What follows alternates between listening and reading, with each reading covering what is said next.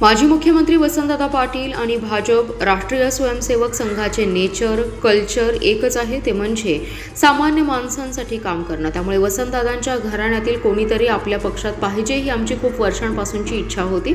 जयश्रीताईंनी आता प्रवेश करण्याचा निर्णय घेतलाय। खासदार विशाल पाटील सकाळीच एका कार्यक्रमात भेटले, त्यांना तुमच्याच घरी निघालोय असं सांगून जयश्रीताईंच्या घरी आलो। त्यांनी जा म्हणून सांगितलं, पण मला प्रत्यक्षात खासदार विशाल पाटील यांच्या घरी जायचंय। विशाल पाटील यांना भाजप प्रवेशाची माझी ऑफर आजही कायम आहे। त्यांचे बंधू प्रतीक पाटील यांच्या पक्षप्रवेशाची आम्ही वाट पाहत आहे, अन्यथा आम्ही 2029 आमचा उमेदवार तयारी करू। देवेंद्र फडणवीस काहीही करू शकतात असे पालकमंत्री चंद्रकांतदादा पाटील म्हणाले। खासदार विशाल पाटील हे आततायी असल्याचा टोलाही त्यांनी यावेळी लगावलाय। विजय बंगल्यावर प्राथमिक स्वरूपात जयश्रीताई पाटील यांचे भाजपमध्ये स्वागत केल्यानंतर चंद्रकांतदादा पाटील यांनी माध्यमांशी संवाद साधला। यावेळी त्यांनी खासदार विशाल पाटील यांना थेट इशारा दिला।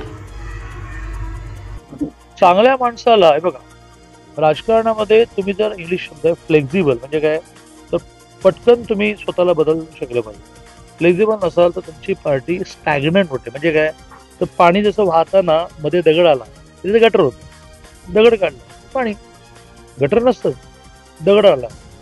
तसं राजकारणामध्ये स्टॅग्नेशन यायचं नसेल तर तुम्ही खूप फ्लेक्झिबल व्हाल।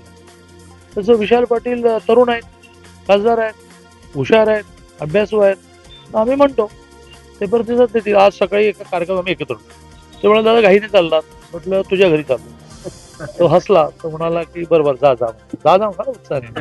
तो म्हणाला पण प्रत्यक्ष तुझ्या घरी कधी यायचं ते सांग।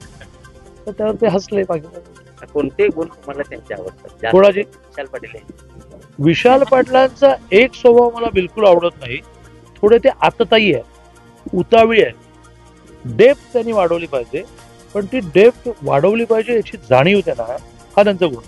राजकारणामध्ये आपण सर्व गुण संपन्न असं वाटतं, मग घोटाळा विषय त्याला जाणीव आहे की आपल्याला संधी मिळाली आहे तर आपल्याला करायचं, पण ते नाही आले तर आम्ही आतापासून 29चा आमचा कॅन्डिडेट तयार करू।